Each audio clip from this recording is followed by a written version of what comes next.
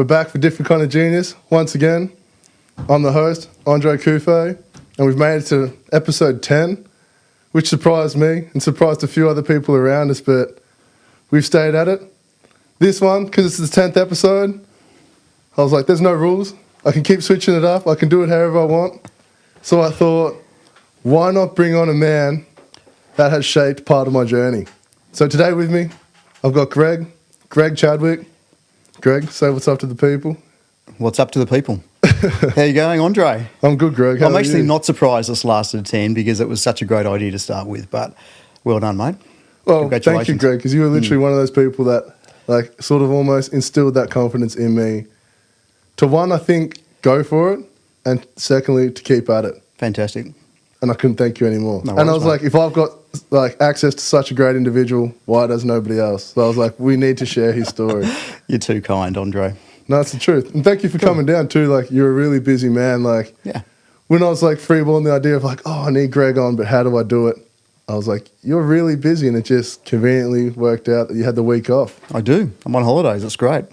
I did very little today, so that was. I've been looking forward to this. Are you going? Do you have very little planned for the rest of the holiday too? I just want to chill. I've got my daughter's off on school holidays as well. My youngest one. Yeah, don't know. Just a few things around the house. Want to get some reading done. Play a bit of music. Might go for a surf. Yeah, not sure. Try to sleep. Just make the most of the time away. Yeah, that's right. No, nice. So, Greg, obviously I know what you do, but tell people a little bit about yourself. What does a man like Greg get up to? Okay, so I'm a little bit older than a lot of the people that. Well, I'm a little bit older than most people, actually. I think I've worked out. I'm a little bit older than the people that you're interviewing, I suppose. So this is going to have a little bit of a different slant, I suppose. My journey is an interesting one. I work in a job I love, but I do a lot of other stuff for me, and I think it's all about what making the most out of the opportunities that you have. And I still don't know what I want to be when I grow up. And I've been in if you can, call it a career for a long time now. But I'm still looking forward to, to what happens next a lot of the time. That's actually so important. Like, it makes me so happy that you said that as well. Because so many people would look at like a man of your age and a man of your experience and be like, what do you mean he doesn't know what he wants to do when he grows up? But it's like, that's almost like the $1 million trick. It is, and I want to be happy. I want to feel fulfilled. I want to be around people. I want to be around things. I like traveling a lot. I like hanging out with friends and playing music and really doing the simple things. I like sitting on a beach and looking at the sunset and the waves. So, I do work. I'm lucky that I work, like I said, in a job that I really enjoy. But that's not the be all and end all, and that doesn't define me as a person at all. That's just what I do during the day. But I'm glad I like it. But yeah, whatever happens from here will be really interesting.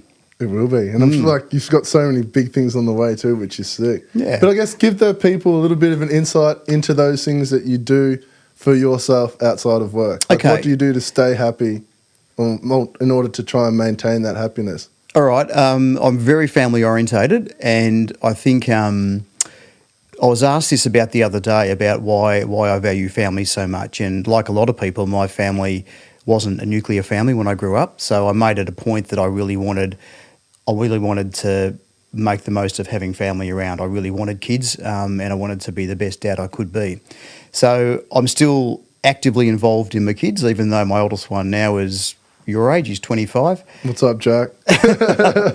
He'll probably watch this. My daughter's just gone to Sri Lanka to do she's 23. She's just gone to Sri Lanka to do a research project on elephants. So she did some volunteering there last year, and she scored a full-time job. So we're really proud of her as well.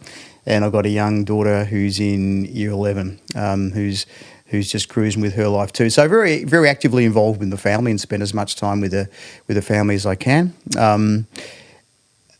Which I think they'd appreciate too. Like, as you said, you weren't a part of a nuclear family, like, so they would only have ideas of what that'd actually be like. Yeah. Like, I've never actually met Jack, but if I ever had the conversation with Jack, I'd be like, one, you're lucky as.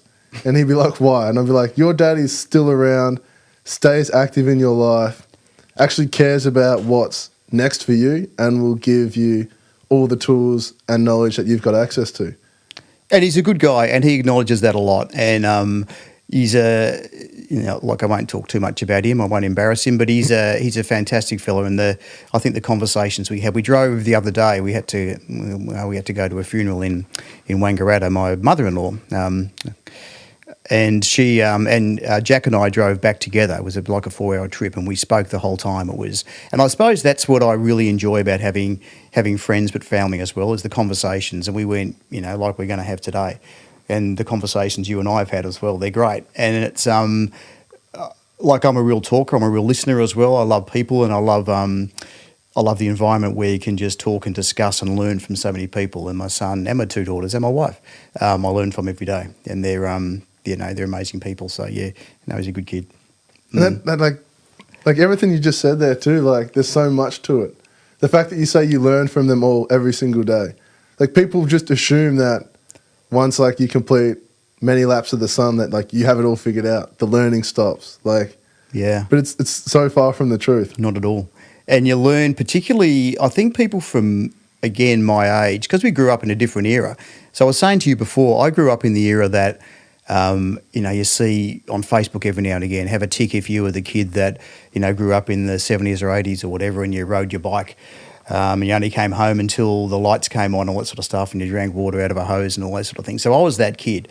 And what I've found, obviously the world's very different now. It's more complex, but sort of less complex in a few ways as well. But I think the thing that you find is you're learning all the time. Technology is just... and I'm the butt of a lot of people's jokes, I suppose, at work and at home, because I can never I just never catch up.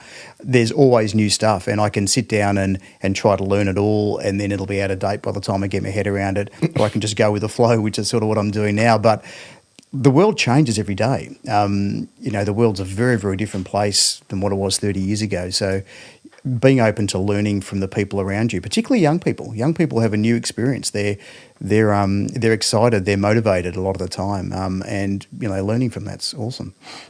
That's interesting, and I guess I never thought about that until now. But like, what was that like to see? Like, I sort of said that to Liam. I was like, "This is a man that's experienced things that like you couldn't even imagine." Like, I was like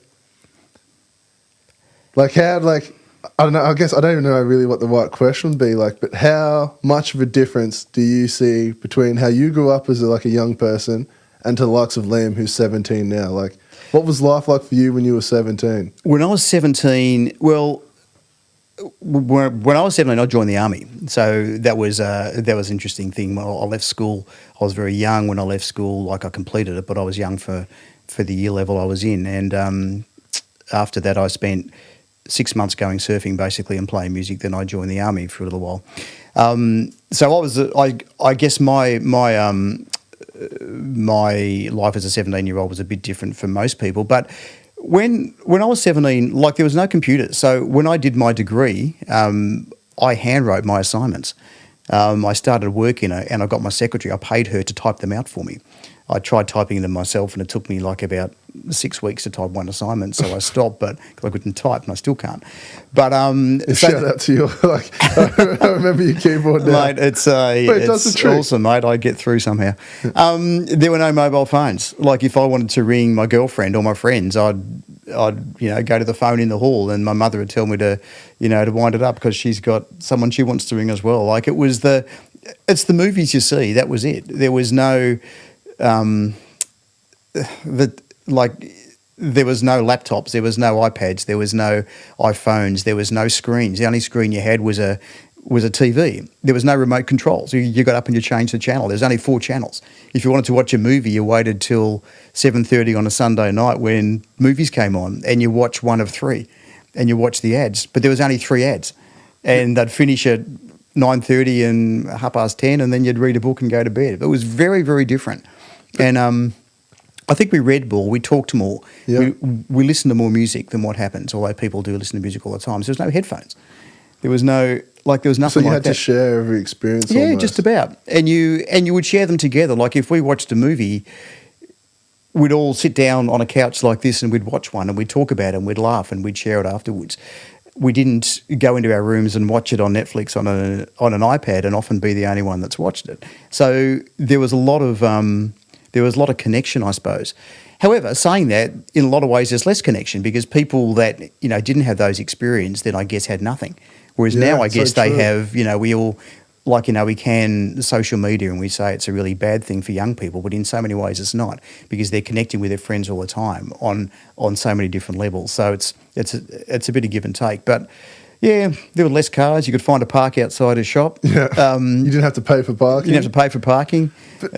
You walked a lot more places. You were fitter. You ate what was given to you. There was very little disposable money for kids. Okay. You would. It's very rare now for a kid to go into town without any money. In my day, most of us had no money. And you'd save up and you'd buy I bought records or a skateboard or a surfboard or wax or something like that. Very, very different. Like you really had to struggle for that. Or you had to somehow find that money. Yeah, you did. And you did odd jobs around the place for it. Like you mow someone's lawn. I had a lady next door I used to do things for her. I get money for it. Yeah. And you get some pocket money. No, but it was funny that you mentioned all that. Like, there are two things. One, Liam, would you ever join the army? Oh, probably not. No, there is not a chance I see any 17-year-old join the army. It was romantic then, though. They had this big. They had a big push for it when I left school. Wait, what do you mean by a big push? There were ads on TV all the time, and it was they had this real catch song, the 1812 Overture. That was going, and it was see the world, like the mateship was really sold to you or whatever. So for a kid like myself, that I was out of high school, I wasn't going to go to uni yet, I didn't know what I wanted to do or whatever. It was like, wow, this is something. I can travel with this. I can get a trade out of this. Okay. I'll get paid. Jobs were hard to get back then, as they are now. But I'd applied for a few jobs and not got any. So that was a bit disheartening. So it's like, why not go somewhere that'll pay you? You can travel. You get to have mates and stuff. So they package it and really sell it well, don't they? They do, and it was there was a lot of pride as well. There was a lot of pride with not so much fighting, because that was never really mentioned, funnily enough, because it's the army. It was more around the uniform, the mateship, and the really doing something for your country. Interesting. But they never really unpacked it to exactly what you would be doing for your country. So what did you do in the army? Because actually, I'm thinking about it now, and I've got so many other questions to ask, but then I'm just like... I wasn't there very long. I actually got out in a medical discharge after a couple of years. So you sign up for 3, and I would have got out anyway. It wasn't really what I wanted to do, as I found out pretty quickly. But look, I kept my nose clean. I got through my basic training. I got into what was called the Signal Corps then. I was what's called a tech elect, so technical electrician, and I did that. Oh, so you would almost do like a trade role? It's kind of a trade, yeah. Oh, okay. It wasn't recognised really anywhere else, not yet. I could have gone on with it and would have got a qualification in it, but I didn't really want to. I wanted to get out, and I actually broke my leg, and I could have stayed and done a lot of rehab and gone back to basic training to get that fitness level again. Or tap out. And I said, mate, I've had enough of this anyway. It's not really what I wanted to do. It wasn't really bad, wasn't good, wasn't really anything. It certainly wasn't the career I wanted. Yeah. When I looked at the guys that were in there for a long time, I didn't really want to be like them. Mm-hmm. But yeah, made some good friends out of it for the time. I'm glad I did it. It would have been the experience. Yeah. But then that leads me to the next thing. It's like everything that you were telling us about as life for a 17-year-old. I was always going to say it was probably better because you have no distractions of all the screens and stuff that we've got access to now. Mm. But then you said something else which I'd never even considered before. And that was like, if you had like the big stereo system, if you had the television, like you could share that experience with your family. Yeah. But if you didn't have that, there was nothing to do. It doesn't matter what socio you're in. I'm sure someone in the house has access to a screen. Things are always getting passed on. So it's like almost now that these days, because all of that stuff is so accessible, everybody's got it. Yeah. But back then it was like you either had that and you enjoyed flipping through the 4 channels, or you had nothing and you were just left to what? Your imagination? But then we were never bored. We spent a lot of time outside, and you were often, if you're lucky enough to have friends, and I was, you go to someone's house, but not inside. like you never wanted to be inside, particularly as a boy. And even there were a few girls that hung out with us too. They didn't want to be inside either. So they were, would play sport a lot. Like we were always kicking a footy or playing cricket or skateboarding, riding bikes. You'd often go somewhere. In Geelong, there's beaches nearby. So, so you just go for adventures? Yeah, go for adventures. We all had a lot of us had air rifles. So we'd go and shoot, blowflies on a fence or something, or slingshots, rabbits or rats or whatever you could find. There's always something to do. You didn't really want to come home, even though, home was a good place for me as well to a point, but it was just more fun just out. Yeah. So when you say there's nothing to do, I guess you found stuff to do. Well, you had to. Yeah. Like you couldn't just easily sit in your room, look at a screen, get distracted by everything that you're seeing and I wish that was what I had. Yeah. You kind of just were like, it's either a day of sitting at home, helping mum with the chores, or go outside and do something else. True. And I think, like a lot of families now, the kids had to do stuff and I had to do stuff. I was, there were things I had to do and I couldn't go out till I'd done them. Yeah. So there was no, that was not negotiable. But then almost like that never disappeared because that's what it was like for me. Yeah, true. Like I had a bit of freedom, but it was like you weren't going nowhere unless Absolutely. And my kids are the same as well. Thing. They have, realistically they've got things they've got to do, whether they do them all on time or whatever, who knows. But, by and large, most of it gets done. That's actually because I never thought about it. Even though my childhood was shaky in every sort of way, at least there was still some bits of structure where it was at least I understood that before I had to do something, I at least had to complete something else first. So delayed gratification, I think, is really important, and that's what some people miss out on. And delayed gratification goes back to when I say with TV, like if there was a series that we used to watch. There'd be 1 half-hour series or episode of that on a week. So you had to wait till the next week until you watch what happened next. Kids are watching entire series one by one now. There's no, I guess, delayed gratification in that. But I think that, if kids are brought up properly, there'll always be something, there's a reward for some sort of work beforehand. I really believe that's a good way to bring up a kid. And that is a good way because it means you appreciate things more. But then you just said something else that I want to touch on. What do you think it looks like when you were raising a kid properly? And I know this is nuts because it goes over the top of so many people's heads, especially the people that'll be watching this. But honestly, until there's a man like you that can come into our lives and say those things, we don't know. Because that's almost more a question to myself of what goes into that. It's about quantity time. And I think quantity time. So there was a real catchphrase in the 90s about quality time with your children. And that was, I had a lot of dads that would be, like a few of my friends or people that I was associated with, worked long hours, but they wanted quality time with their kids. So when they had that time, they would, read a book or kick a football or go fishing or things like that. But it was a very, very short amount of time. So they were doing something, but those conversations that you have just by hanging out weren't really there. Whereas quantity time means just hanging out with your kid. And it doesn't have to be, doing anything exciting particularly, but just, going for a walk maybe, or just, sitting on the couch, maybe watching something together, reading a book. I mean, I just said that was quality time as well. But just, it's a time in the car. It's a time, we always made a point to have a meal at the table. We didn't have the television on so we could all talk. We did a thing called Best Thing, Worst Thing. So we'd talk about our day. That could often go for half an hour. In fact, sometimes it was excruciating because the kids had so much to say about their day and I didn't mind listening to it, but after a while, okay, wind up. Yeah, but, I just finished the whole day of work. But we still do it now sometimes. And actually when I do, at work, I take kids on camp sometimes and we do it then. And the kids love it because it gives them a chance, it's their time. So I think just hanging out, being interested in what the kids do.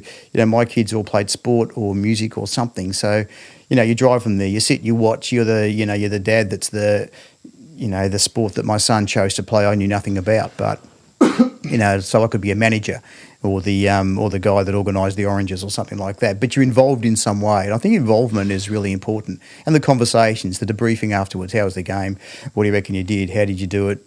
Who played well? Who didn't? What could have they done? What could have you done? That sort of stuff. Not in a way of like a footy coach where you're really ramming it down their throat. You've got to get better, but just reflecting on stuff, and that can be anything. It could be reflecting on a movie.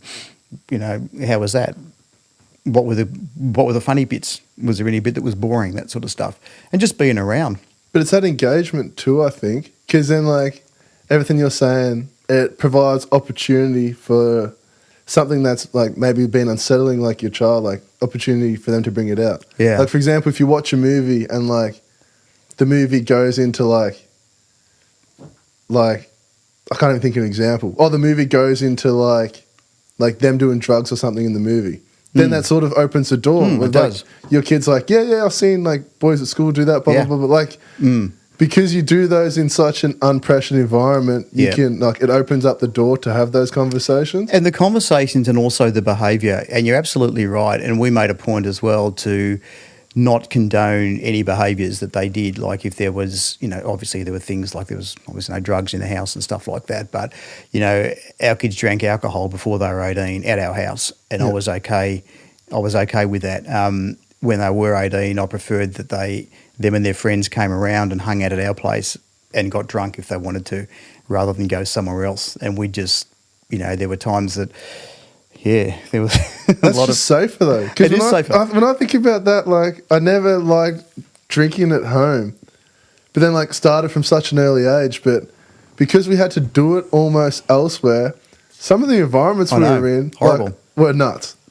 Were like absolutely nuts. And it's like if your mum found out that this is where you were actually like participating in this behaviour, like your mum, like I'm sure mum would have been like, no, tell all you and like all your 20 of your mates they can come and do it here because at least it's safe. And I did that. I was out like as a young guy too, and there were some environments I was in that I was scared, really, really scared, and I didn't want my kids to do that. They might have done that. I've got no idea. And I'm sure they've been in environments that haven't been that crash hot either. But by and large, we wanted to encourage them to sort of live their life with us, not against us, I suppose.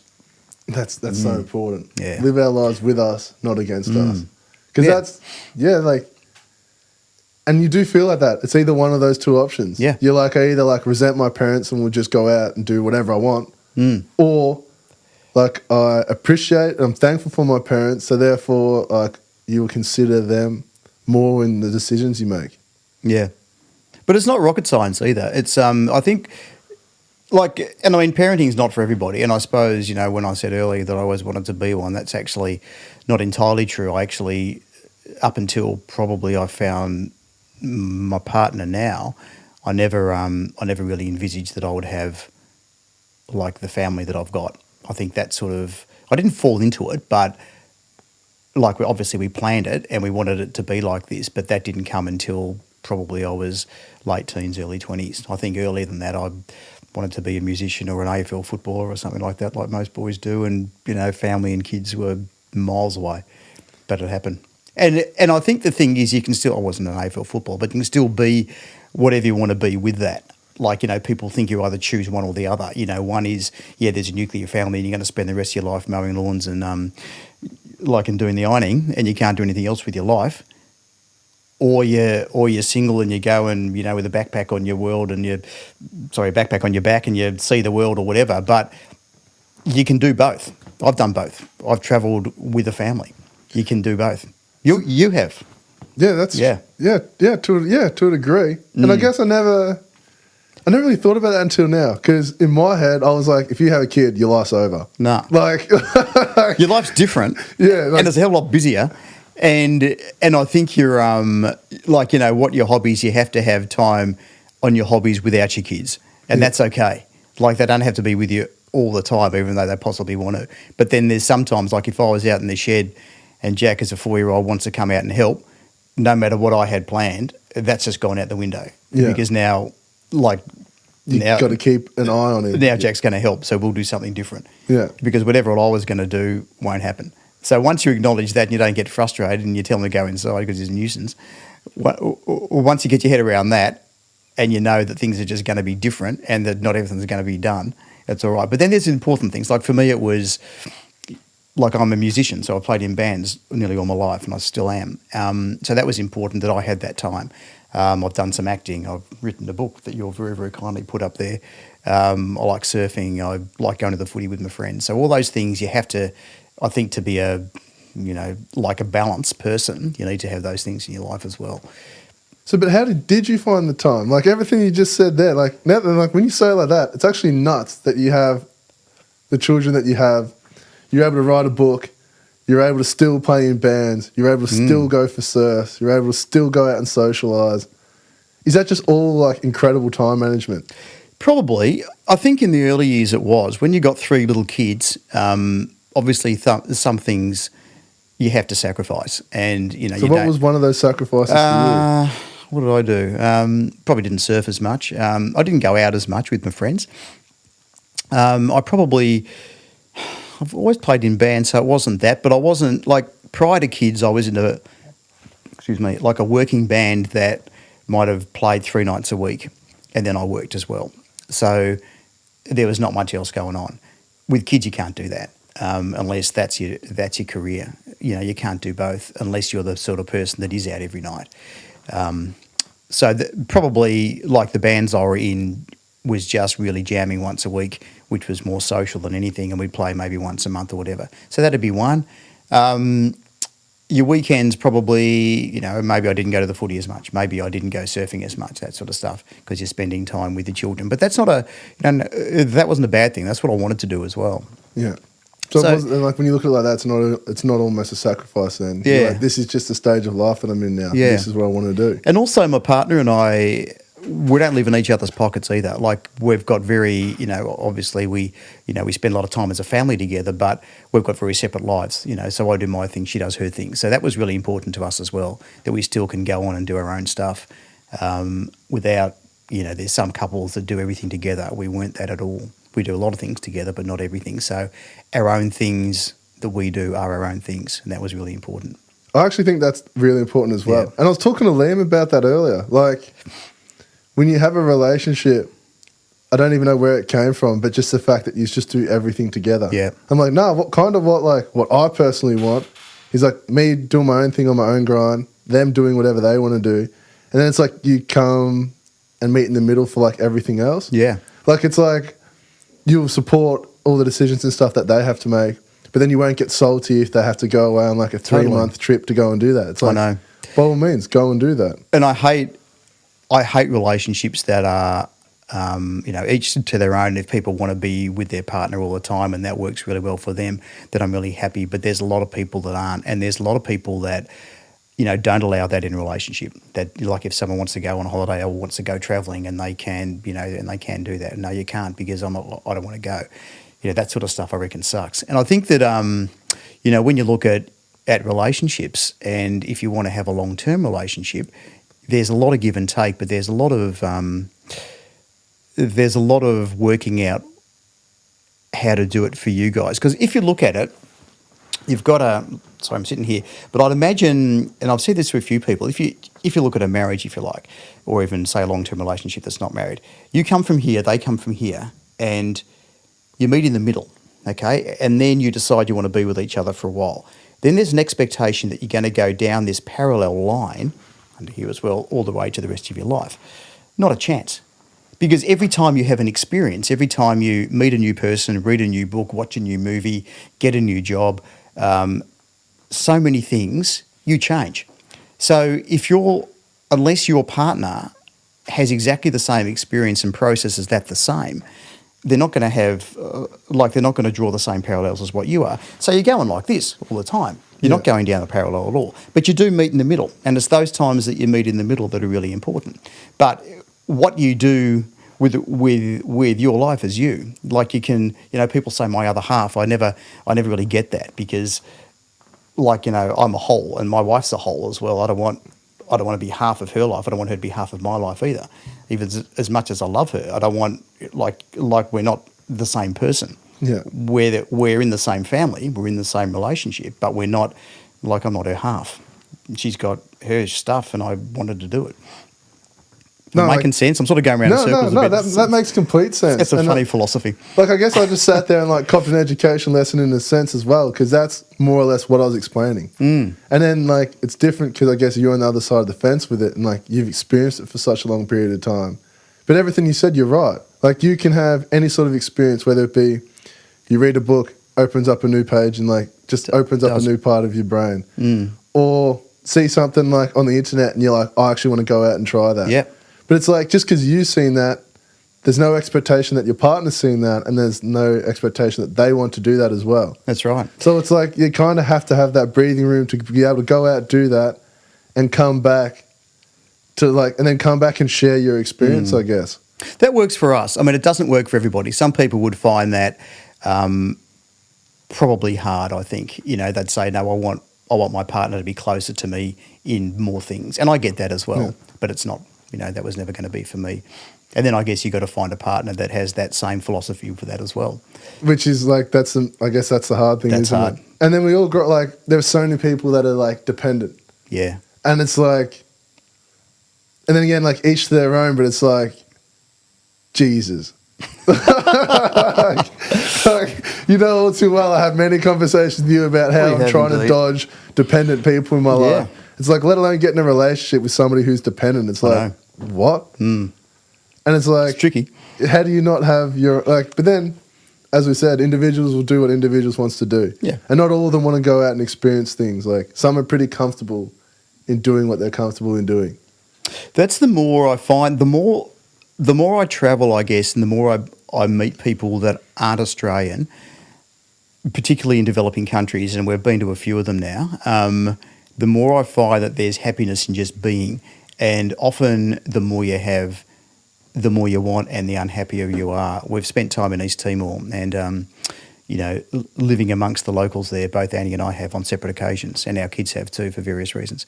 And what we find there is there's a lot of, you know, there is poverty there. There's you know, they've really got nothing, a lot of them, but they do have an amazing sense of community and friendship. And they don't tend to, it's hard to explain. I won't say they don't want for anything, because clearly they do, but they don't yearn for comforts and yearn for more things.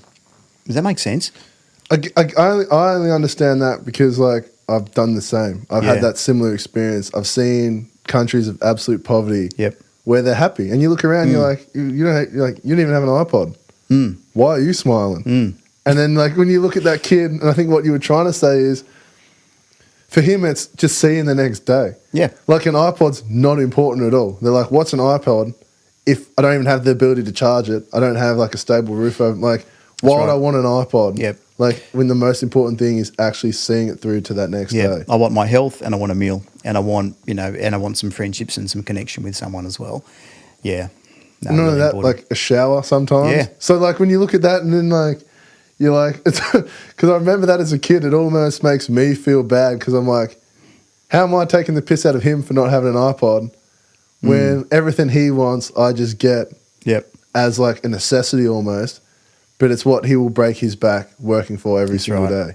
And it's just different. Like, you can be, like, I'm sure that every generation's looked at the kids in their generation and say you got too much, you don't appreciate it and everything, and we probably do to a point too, but in the end, it's their world, isn't it? Like, you know, it's our kid with all the stuff that's still unhappy. Like, that's his or her world, and you can't really judge it because they're brought up in this. And again, I suppose, like, it's my generation that have, not me because I'm hopeless with technology, but my generation are the ones that built the computers that have created this. You know, so we've probably got no right to sit back and say, well, you've got too much, when, you know, we're the generation that probably gave everybody everything as well. And that's actually what happened too. I know. Which is what's so funny about that. We've got a lot to answer for. Like, it's so funny that you're the one saying that too. Like, I don't hate it. Anybody from our age has ever thought about that. It's like, oh, we've got too much now. Well, you shouldn't have gave it to us. Yeah. It's like, I know. But it's funny when it was like, you know, people bag me and some of my age for not understanding technology. But, like, it's my generation that built the stuff for you. Yeah, like, it wasn't me, clearly, because I work in a different headspace and all that stuff. Yeah. But you're like, without, like, me and my friends, you wouldn't have a computer, so it's like, you should be thanking me. There you go. That's funny. Not many people thank me for computers or technology for some reason. No, that's like, wait, but then that's a reason, that's not what people go into you for, so no, it's like. True. Thank goodness. Yeah, like, if we had to, that'd be a whole other story. It would be. No, but I'll take us through that. So you're in a band. What does your band do? Okay, so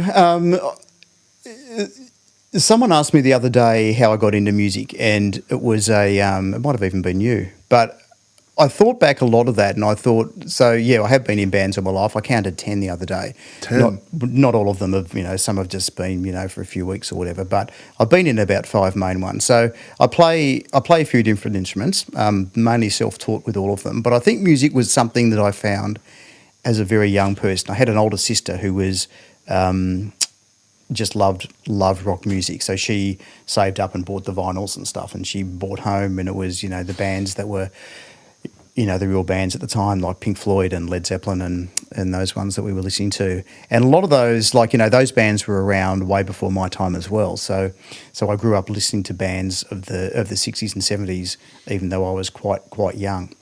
Probably my main years of playing music was in the 80s, but 80s music I didn't really get, so... But I think I remember someone said, what was the song? What was the feeling? And I remember it was a song by a band called ZZ Top, who most people probably these days haven't heard of. They were 3 guys, and 2 of them had these big beards, and probably they were a bit of a cult band to a point, but they had this song called LaGrange. And it's not so much like it's a pretty ordinary song, almost on a 12-bar blues, but it had this guitar riff that goes through it. And also for the time, it had an amazing sound mix in which the drums, the bass, and they're only 3-piece. And, back then there's no overdubs and stuff they almost went in raw. Yeah. Well, the overdubs were done, but it was not by computer or whatever. You'd have, probably about like a 6-track or something, and that was it. And then the mixer would mix it. But for some reason, these guys, I think they were from, Texas or somewhere like that, they had an amazing mix just for this song. If you ever listen to it, it seems to be like an elevation higher than most other songs that haven't been remastered of their time. And the feeling I got listening to this song was this raw blues, this gutsy rock, and I thought, I want to do that.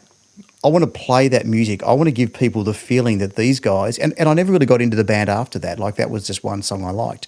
But I want to do this. I want to do this live. I want to play this with people, and I want to feel what I'm feeling now, because to me it was just like ecstasy.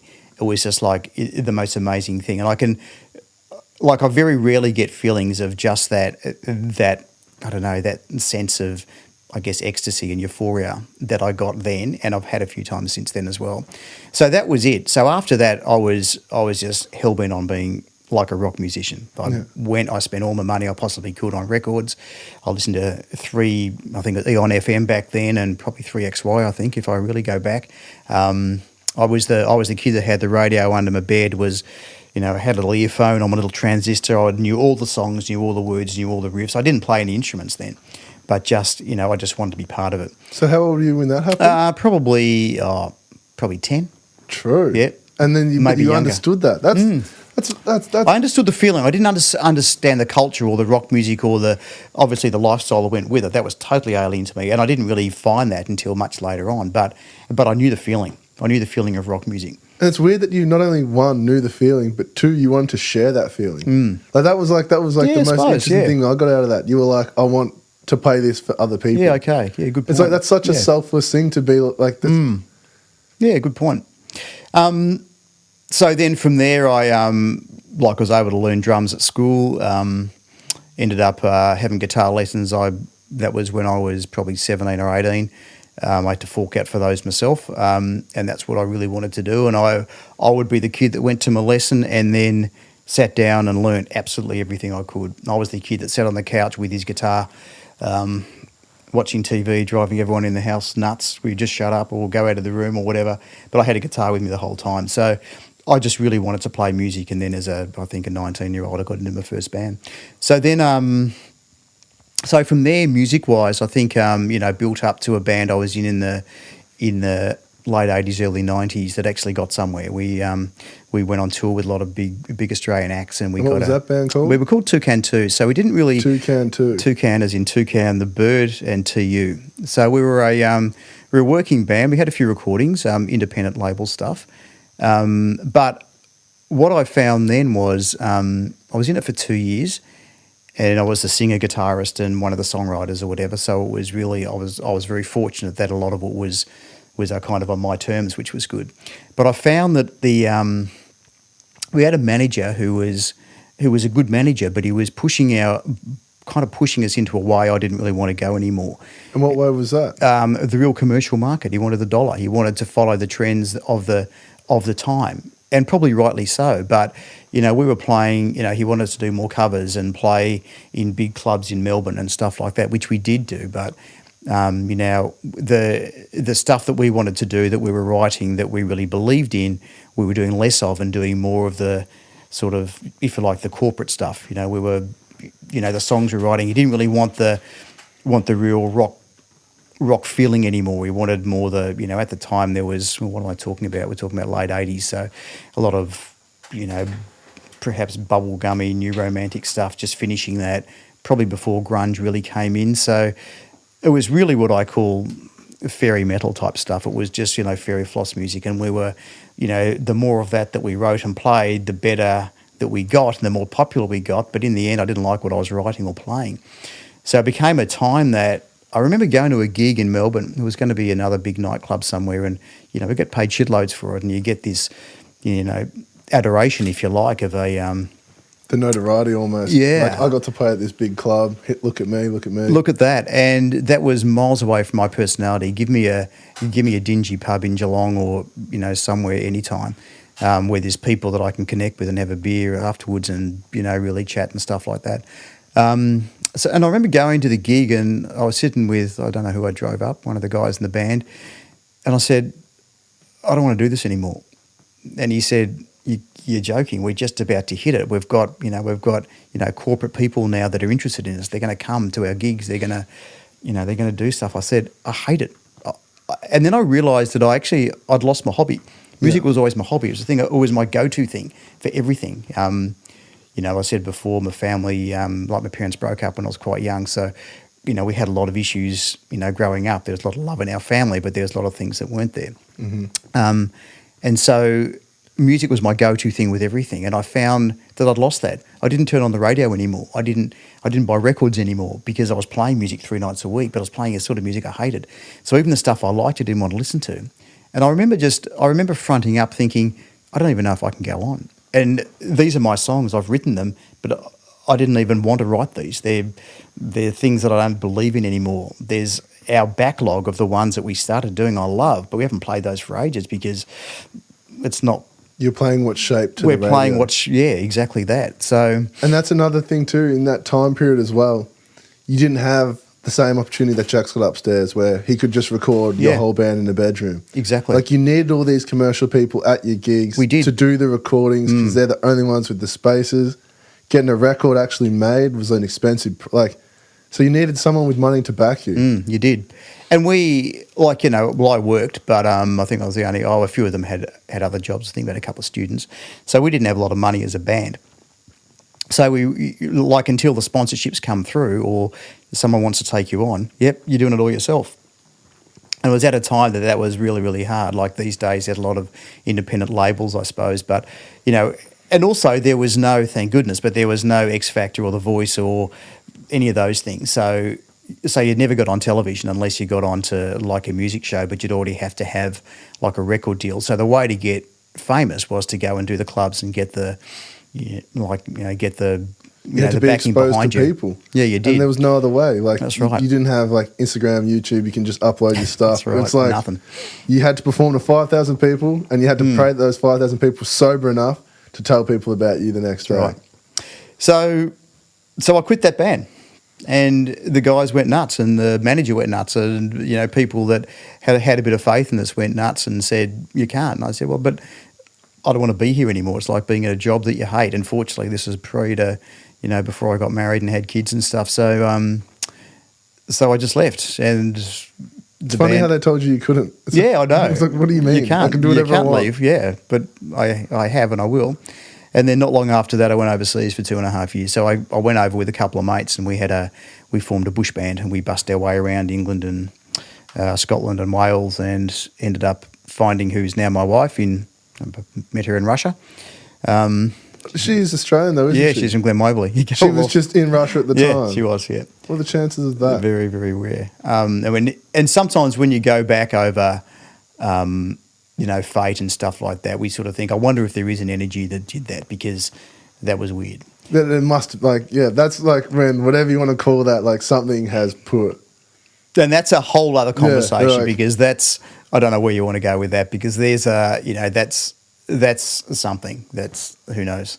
Anyway, we found each other and ended up, traveling. And then we traveled for 2.5 years together. Was that after that you guys have just met?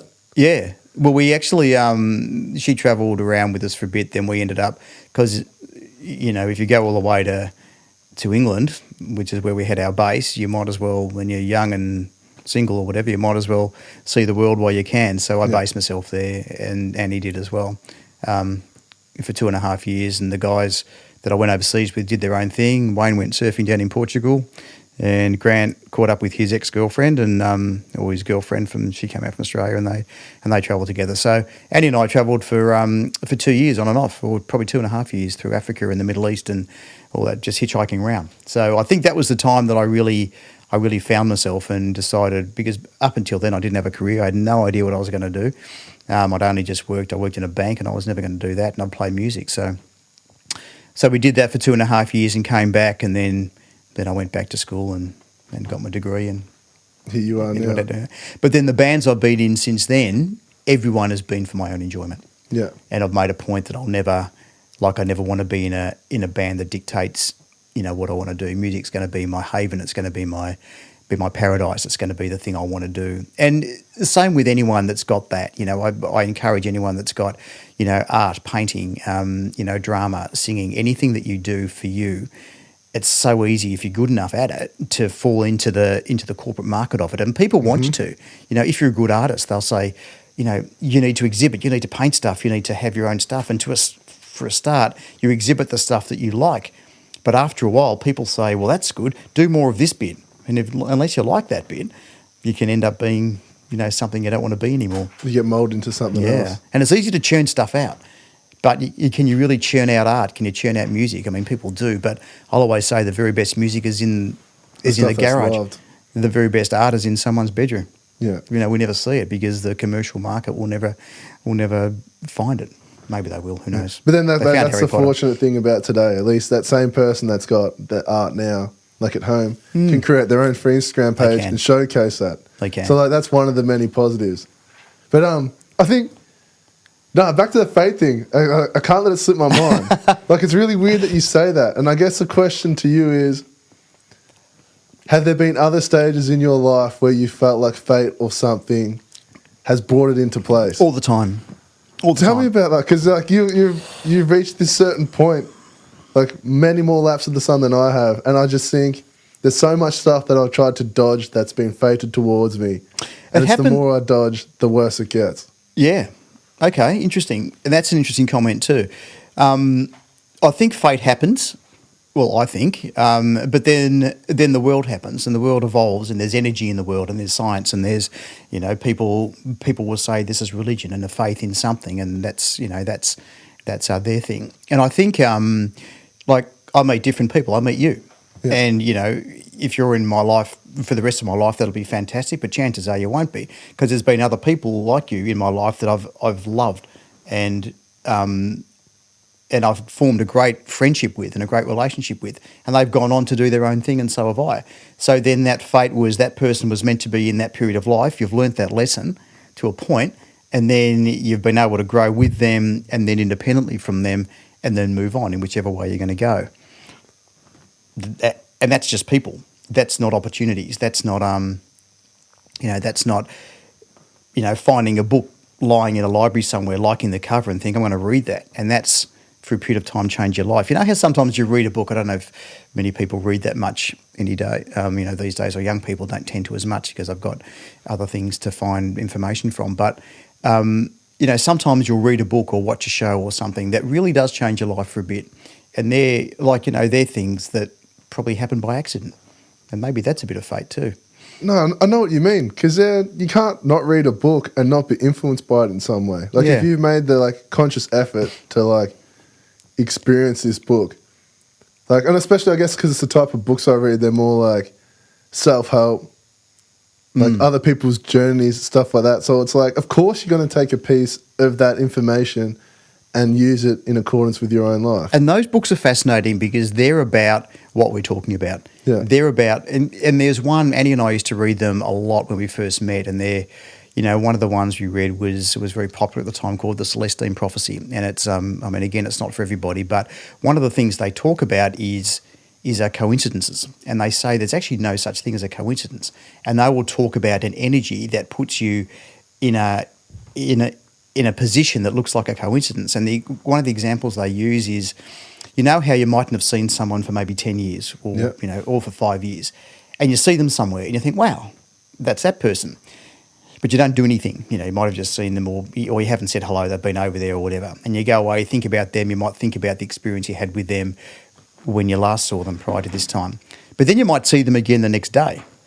Okay, now that's a coincidence. However, this particular book will say, no, it's not. There's a reason why that person's come back into your life, and you're actually meant to go now and find out what the reason is.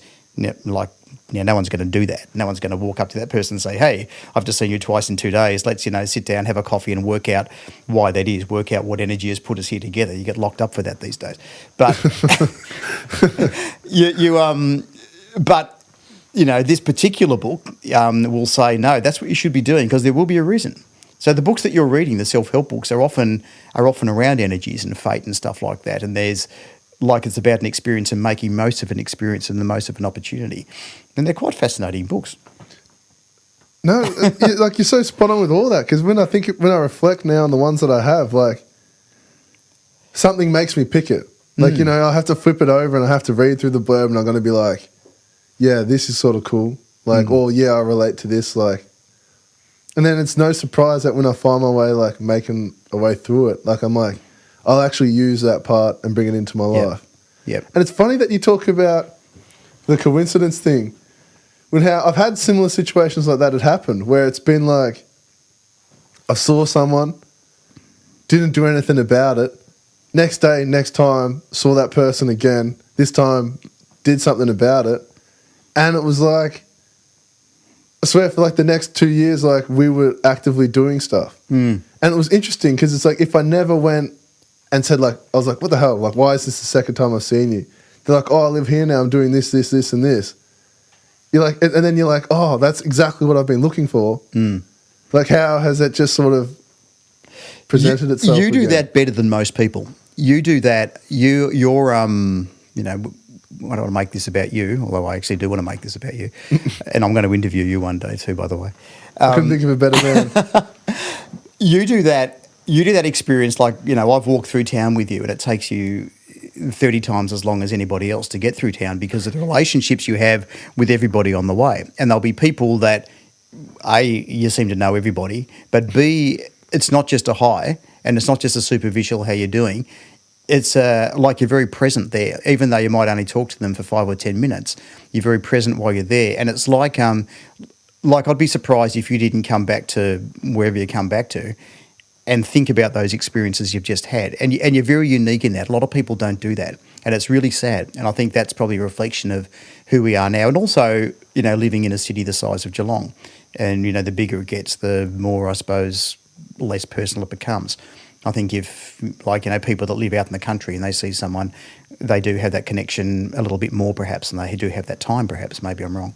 But, yeah, I've just noticed that when you do have a relationship with someone or a conversation, it seems to be a little bit more longer and on a bit of a different level than a lot of people your age, a lot of blokes your age, which is, I just take my hat off to you because it's wonderful. And I think that when you're really present with someone and you walk away, you've really left them with someone as well. It's a great gift and you've got it.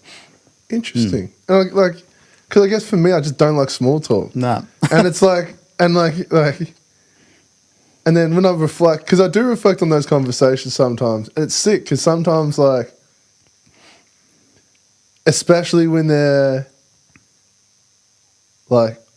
doing the wrong thing.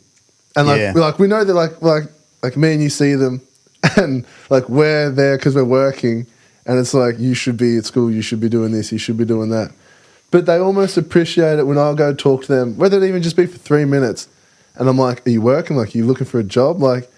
I ask them the questions that normal people don't ask them. You're right. And then they almost they respect me more for that. Totally. Because It it's would. like I like, and that's one thing I've made like a thing on myself. Like I make sure I don't judge people. Yeah. So I'm like, I don't care if I see you with your bum bag and your lad hat and like all your Nike Air Maxes and stuff like that. I'm like, that doesn't bother me because I know at the end of the day, like you're out here because you're bored. So I'm like, why are you bored? Like that's I think more or less what I'm trying to figure out when I have those conversations. Yeah. And the kids will get, if we're talking about kids, they'll get something out of that. They'll get something out of the words that you've said, but also the fact that you've taken the time out to show an interest and to ask a question that actually means something to them. It's not just like, get back to school, why aren't you there?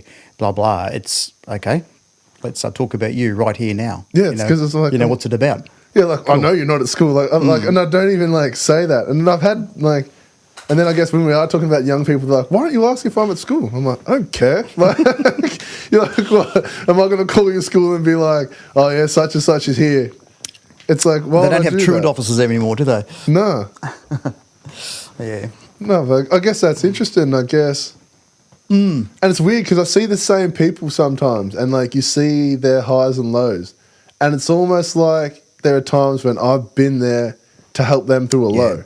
Yeah. Which is what I find weird about the whole coincidence thing. Like, they're like, oh, this and this is happening. And I listen to that and I'm like, bro, that's the stupidest thing I've ever heard. Yeah. Like, that's not a you problem. Like, why is this a you problem? And they just sit there and they're like, huh, it really isn't. And then it's like the energy they've approached you with and the energy they leave you with, it changes and it's that quick. And they will get something from that. They will walk out of that conversation down the road and they'll, something will penetrate and they'll retain bits of it. And they'll retain good bits because it's a positive experience. And it's really, kids remember, even now, I mean, I was a kid a fair while ago now, but I'll remember still some things that some teachers said to me, or a teacher, or a football coach, or what's an example of what a teacher said to you? Were they negative or were they positive? No, really, really positive. I'll try to remember the positive ones. There might probably 1,000 negative ones as well, but one of my favourite teachers was an English teacher, and I was only average at school really, but English was something I was only okay at, but he was also my very first drum teacher, and I love the guy. And he was an American bloke. He was a bit kooky, but he just had a way of talking to kids. And for me, that my dad had left by then. So for me, an adult male role model that took an interest in me and my music and rock music. And I remember he said to me, "Mate, you've got the gift of music." That's all he said, and he could have been bullshitting. But for me, that I knew that I processed music differently. I knew that I looked at music differently. And I do this. I don't know if other people have it. It drives my family nuts, but if I watch a movie, I'll often not concentrate on the dialogue, but I can tell you what music's going on in the background. Yeah. So I'm always the guy that said, "Oh, hang on, who was that person again? What did he say? Oh, he's with her." I'm that really frustrating person watching a movie, but I can tell you every song. I can tell you the chord progression in nearly every song on a soundtrack. And he picked that up really, really quickly with me, even though we were drumming, so we were largely not playing anything with any melody. But he could pick that up with me, and I think that's we had this unique understanding, and I've always remembered that. And there's been a few other things. I remember a football coach telling me that I was a really honest person, and I always thought I was as well. And I said, "What do you mean by that?" And he said, "Gee, I would have only been about probably 13 or 14." And he said, "There's something around I can't remember how it was, but he said you see the world a little bit differently and very, very honestly, like there's no bullshit about you."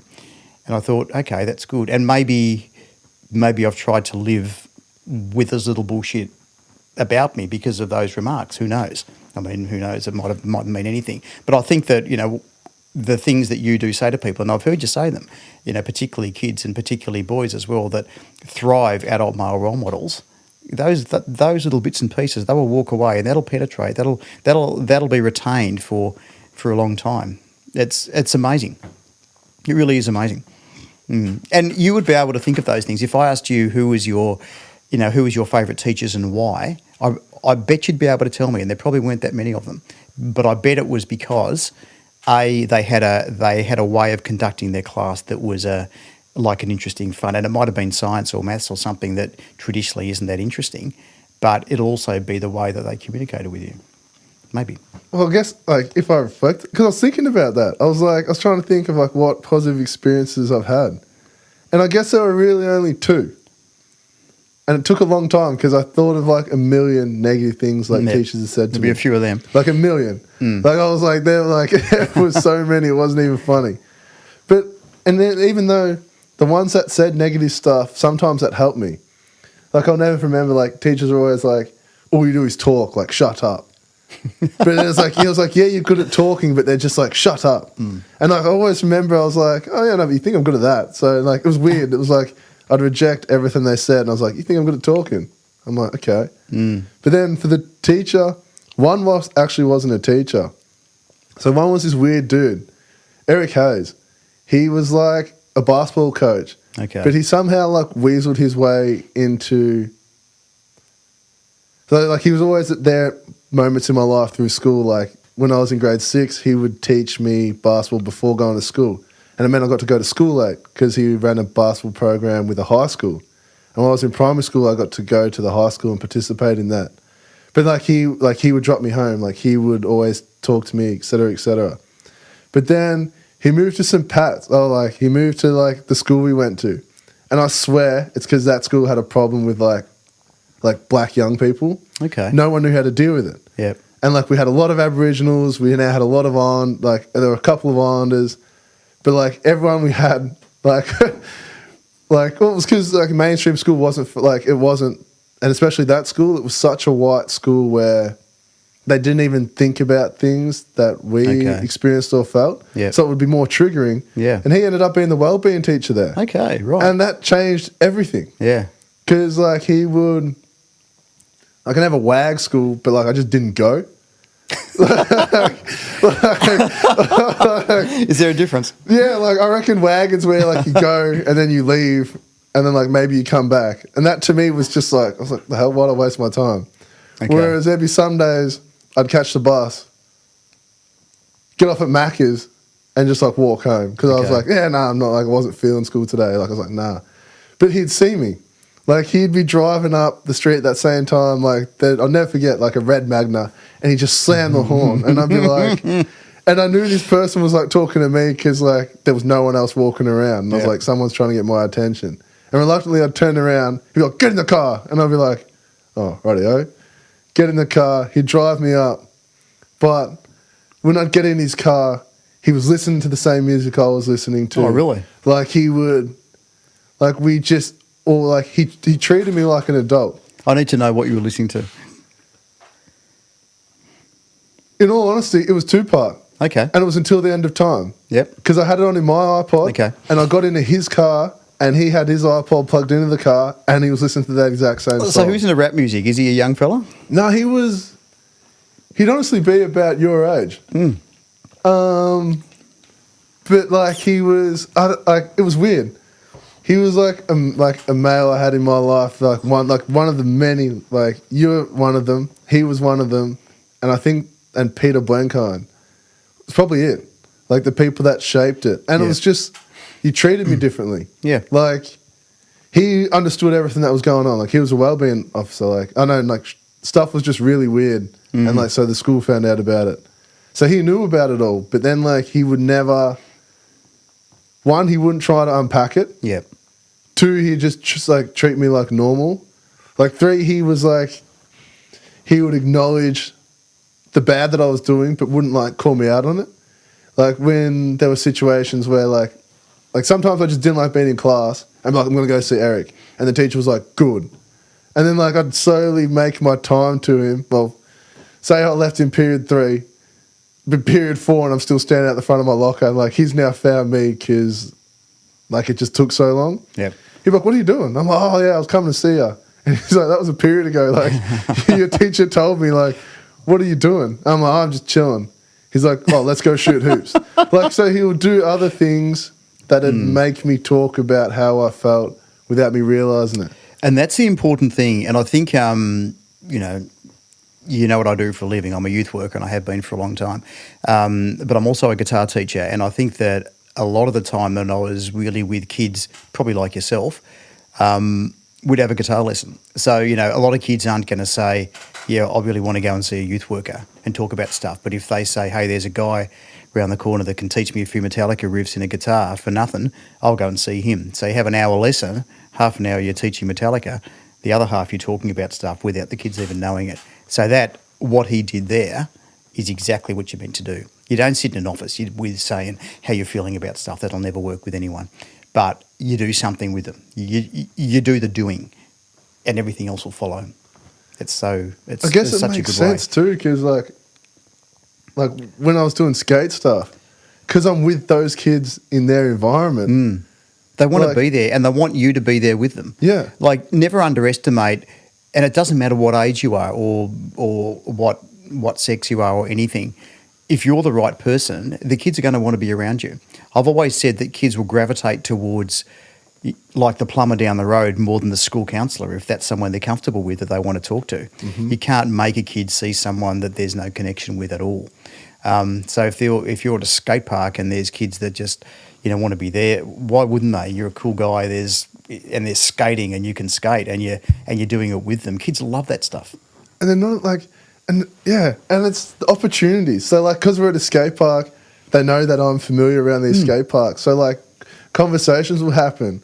They'll be like, oh, that's where the kids go and smoke bongs. You're like, yeah. And then it's like, they're kind of just like, you don't have an issue with that? I'm like, what do you want me to do?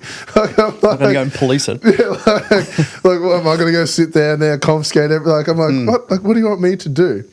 And then then they end up feeling comfortable. They're like, yeah, it actually bothers me when they do that. Yep. And it's weird, like, and then because they've opened up that door, you can talk about anything from that point. You and can. it only has to be for 5 or 10 minutes. And that's the respect, and it's on their terms. And I think respect comes from being a listener and being present with them on their terms. And like, of course, they're going to respond to that. And they're also going to want to impress you now. Like, they want to show you a trick, but they also want you to think they're a good person. Okay? So they're going to try now a bit. They're going to try to, to maybe help someone or to, help a younger kid on a skateboard or to, something that makes them feel that they're a good person in your eyes. No, and it makes sense. Because it's like there'll be certain like people that'll do stuff around me and I'll just like, I don't acknowledge it almost. And you see that, like where they keep doing it, they're like they're just doing things and I'm like, what are you doing? And then they'll see me acknowledge someone else who's done the smallest of things. But just as you said, like, that has just gone out of the way to help someone or do something like that. And I give that kid so much respect where then they're like, oh, that's what I need to do to get his respect. And it's weird, I don't even notice that happen. Because there'll be people in your life that you want to be proud of you, even though it's subconscious. And it starts with your parents, and it might be like, like a sporting coach or maybe it's a partner later on or even a child. But there'll always be someone, and you'll have some people in your life too that you want to be proud of you, but these kids will too. So I suppose depending on where they've come from and who they have in their life, often it's you. So I've always said in youth work, the power of role modelling is phenomenal. Like it's important what you do and what you say, but it's just as important what you are, because kids will look at an adult and they'll learn how to be an adult from that. They'll learn so much. They'll watch how you dress. They'll watch what language you use. They'll watch how you interact with boys, with girls, with women, with men, with older people, with younger people, with bosses, with the janitor, with everybody. And they'll learn how to be an adult through that. So the power of role modelling is phenomenal. And for someone, again, like yourself, it's like for them to know that you're a good bloke, that you're doing the right thing by them, but now they're watching you. It's sometimes intimidating. It's like a sponge, they're soaking up so much information about you, and they'll take that away. Often it's subconscious. They're not thinking, okay, I'm going to watch everything he does. They don't even know they're doing it, but they are. And if it's someone that they want to impress and someone that they want to look up to, or they do look up to, they'll be taking those qualities away with them, and that makes hopefully good people. It's interesting that, like you said, how there's someone that you're always trying to impress. And, like, when you said that, I was thinking and I was like, who is that person for me? And it's weird because I don't think Like until the likes, when I'm thinking like, because it's not my mum, it's not my dad. Okay. Like I'm not I'm like my relationships with them. I've just been like, I'm like, I'm just, like mum, love you, but I'm just like I'm not trying to impress you. Like no, like, and there's been. Do you want her to be proud of you though, deep down? Maybe she's not that person. Yeah, no, because like Often it's a parent, but it doesn't always have to be. yeah, because like I guess there's part of me that's like I'm happy if she's proud of me, but I don't care. Mm-hmm. As weird as that sounds, like it's not for that from her. I don't want that Okay. because it's like our relationship. Like certain things have happened where it's like I'm just happy to have her. So I'm like I'm just happy. I'm so thankful for that. Where it doesn't matter if what I do upsets you because I've done much worse that's upset you before. So Okay. I know that I won't do that again. Yep. And then I guess it's more like, well, there was a time when I was under your wing, so I made sure that I didn't like do anything like for you. And then like that's really like, other than that, it's all had to be within. Like it's Okay. like I've That's literally quite had unique, to like, because I understood from a young age. I'm like, if I make a mistake, the only person that cares that It's gets on you. impacted from that is me. Okay. Like it's like it doesn't matter how serious, how extreme. Like I was the one that copped all of it. What about when you were younger? Would have there been a teacher or a basketball coach? This bloke, Eric, you said. Yeah. He might have been one. To a degree, but back then I was on my bullshit, Okay. and he knew that. Okay. So he was just like it'd be no surprise for like my name to come through his desk, and he'd be like, and then he'd ask me about it. I'm not telling you about that, and he'd be like he had that level. He had that level of respect. Yep. So it was almost like I didn't act out in front of him, but he couldn't control what I was doing, which was weird. And then, yeah, no, because like from the times when I'm talking about like those pivotal years in high school, like I understood that any decision I made, any consequence that I faced was all mine. Yep. Like, You were, though, very independent from an early age, weren't you? It sounded like you were, and it sounded like you were probably looked up to from an early age by other people. I guess I didn't have a choice. Yeah. Like, I come home with a problem, like I got away with so much because my dad was, like, ethnic. Like, he was just black and just, like, I swear half the time he just put it on, like, that he didn't know what was going on. Okay, right. But, like, the school would call him. Like, I'll never forget. Like, I'm sitting there eating my breakfast, and he's just like, why aren't you at school? I'm like, there's no school today. And he's like, whatever. The school calls, and then, like, I hear the admin lady at the school saying, like, oh, this is such and such. I'm from the school. We're looking for Andre. And he'd be like, no, I'm not interested. Like, hang the phone up. Okay. And I'd be like, who was that? He'd be like, telemarketer. And I'd be like, I'd just be like, what do you mean? I'm like, did you not listen to anything that, like, I think he just hated answering the phone. Okay. So, like, you could play off that. Yeah. But then, so, like, back to the point, I'd come to him with problems and he'd be like, no, you got to, like, that's your fault. And then there was a stage where, like, he disappeared. So it was like, I'd have problems. Who am I going to tell? Like, there was no one to tell. Like, no one, like, if I got suspended from school, like, my mum wouldn't even know. Okay. So it's like, I don't have to fear the repercussion from anyone because I'm like, if that keeps happening, I'll run out of days and they'll kick you out. So it's like, I guess it was really weird. In the end, though, like, you got through, didn't you? I mean, you've got a degree. So Yeah. So somehow you've got through school. And then, On in all your terms, honesty, by the sounds of things. I did that. I was having this conversation too with other people who were around. But I did my degree. I guess this was the last time that I felt like I had to show something to my mum.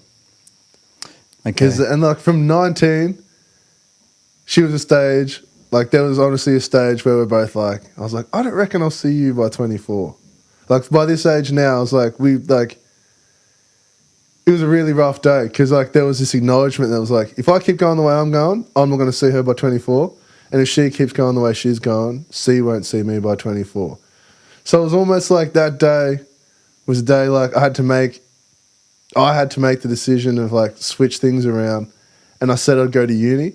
But the only reason I went to uni was to show mum, because she always knew I could do something, but was to show mum that I could do it. But even when I finished my degree, it was like almost all the trouble that I'd gone through in that process didn't even feel like it was for her anymore. So it was almost like, why did I even do this? It was really weird. Okay. Like I created this illusion that like I had to do that for my mum. Like she cares, but like she didn't care. Yeah. Like it was like, oh, she went to graduation and stuff, but it was like, I don't know. I think she just had this belief that I could do whatever, so she was just happy to see something. Yeah. And I guess I was just like, at least she saw something before it was too late for her. But it was like, that was the reason for going to uni, but like, it definitely didn't impact how like I went at uni. Yeah. Like I just like pissed my way through it. Like I just got really like, I was just fortunate enough that I don't know why. Like all my exams were multiple choice, and I was like, the week before, quickly like read through 11 weeks worth of content, hope to God I retained it, and then just like did it. And I think that's the catalyst of university degrees, isn't it? I've got a degree in psychology, mate. I don't use any of it. In my work, sometimes people say, what theory do you use? The feminist, the cognitive, whatever. I use the Greg theory. There's probably bits of it that I read about that somehow I've retained in something, but honestly, so much of it is just academia. And we're living in this crazy, crazy world where academia and pieces of paper are so relevant and credentials are so important. And it's just, we employ a credential before a person. It's absolutely ridiculous. But that's what I figured out in doing that. Like, and not only that, like I did this funny thing of like, when I first started my degree, when I finished my degree, what they taught changed. Yep. Okay. So it was when I first started, there was more of an emphasis on science. And then like come second, third year, they were like, don't worry about science. We're now talking about neuroscience. And everything we thought about science was wrong.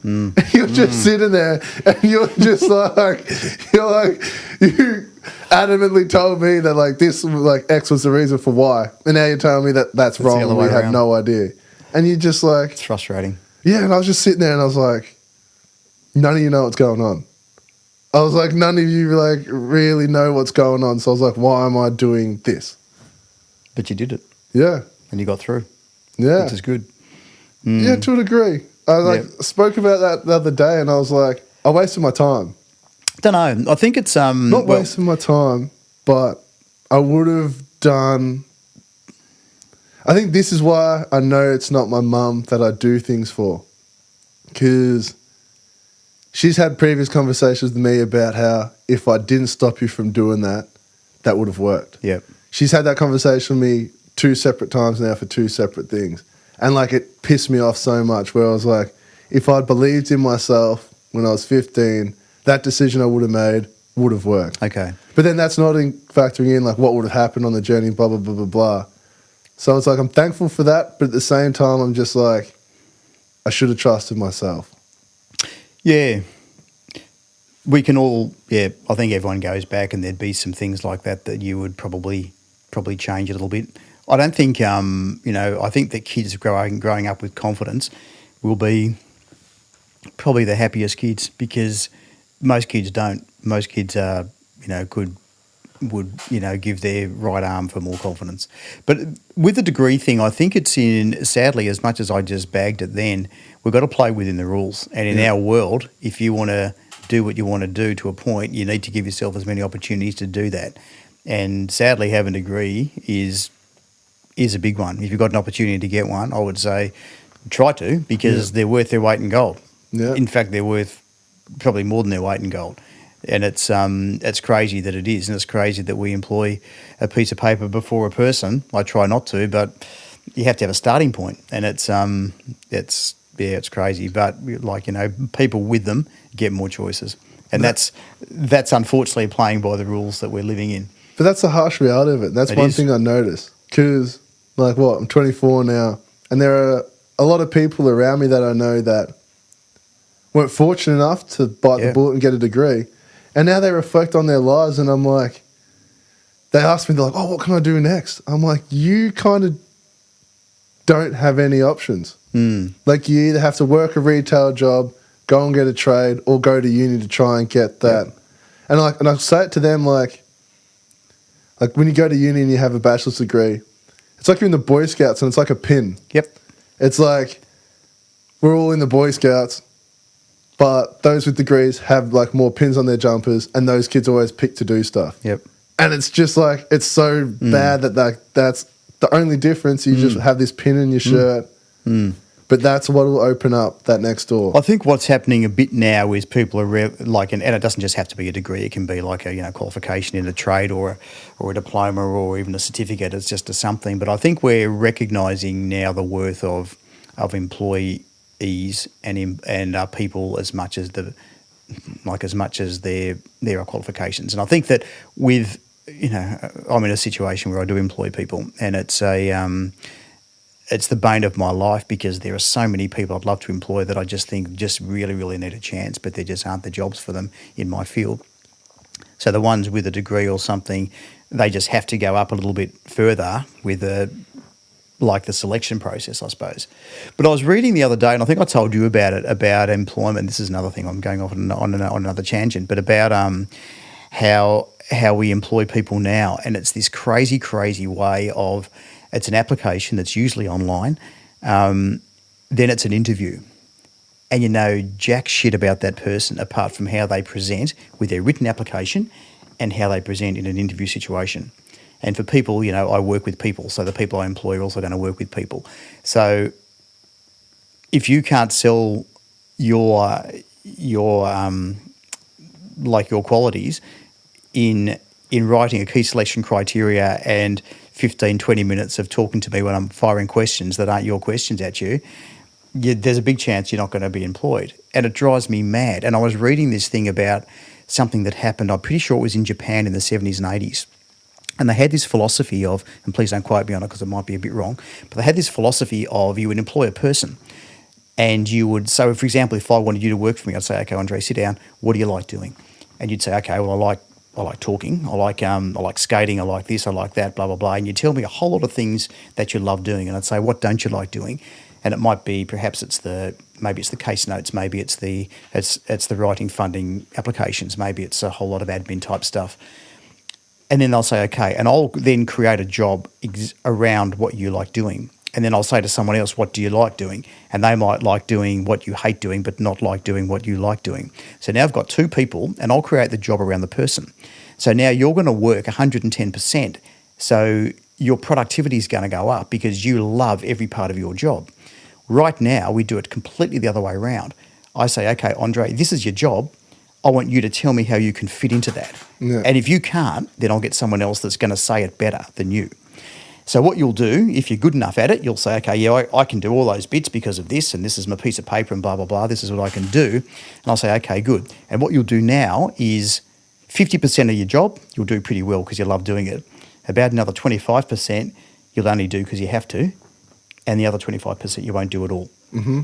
And that's why, I think it was Japan, and that's why their efficiency went through the roof. And that's why they were working 18 hours a day and sleeping in these drawers and stuff like that we see, because they just wanted to be there all the time. So productivity, they got 110% out of every worker.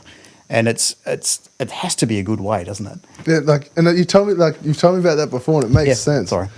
You'd get the key things that I like to do, and then find someone to do that same job that doesn't want to do what I want to do, but enjoys doing the other stuff. And there's always be someone that likes doing what you don't like doing. Yeah, always. And you see it, because then it's like, as you said, when I split up 100% of the load that I don't want to do, I'll do 50% of it, I'll piss my way through 25%, and I'm either not doing that other 25%, or I'm going to get someone else to do it. Yeah, or you'll do it wrong, or you'll handball it and say, "Can you do this bit? Because I don't know what I'm doing here. And I just don't want to do it." Or you don't prioritise it at all. It's crazy. But then it's like, what do we do? What do we do? It's like we live in a world where it's like, I know. Go and do what you love, or just go try and fit into a box somewhere. Yeah. What were you about to say? I was going to say you got to play by the rules a little bit. Yeah. And I've always been in nearly every position, particularly every work I've been in, I've always been a square peg in a round hole, but have been able to, I work for somewhere that I never thought I'd ever work for, and it's by and large very good there. But I've found a way to work within those rules. And it's like you don't have to sell yourself too much. You don't have to sacrifice too much of who you are. It's just a matter of wrestling your way through. And it's like that with everything. It's like that in your relationship, in your friendships, in a sporting club, in a band. Not every part of it you love all the time. It's a matter of finding the best bits and like building on those, I think.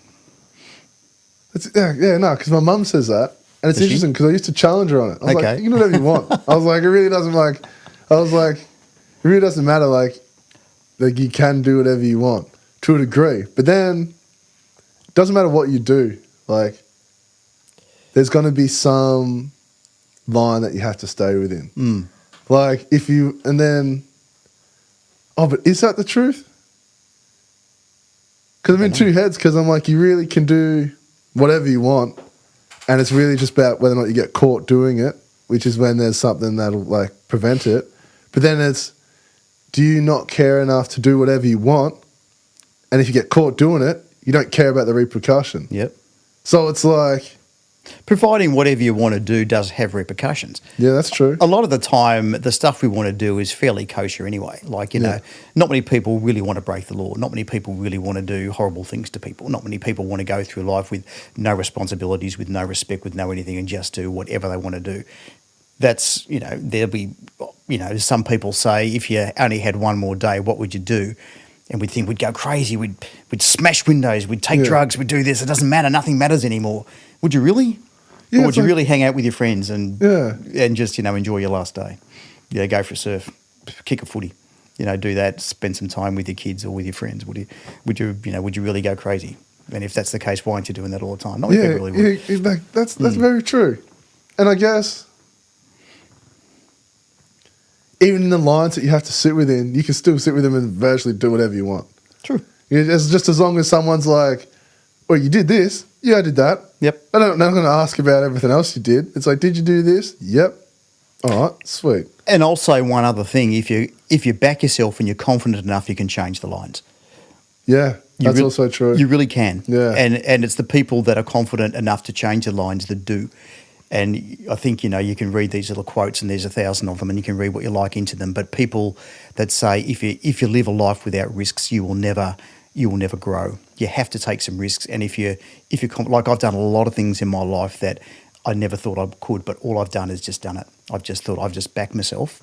Two things I always said to my kids and anyone that I've ever worked with is always believe in yourself and never give up. Like always back yourself, and never give up.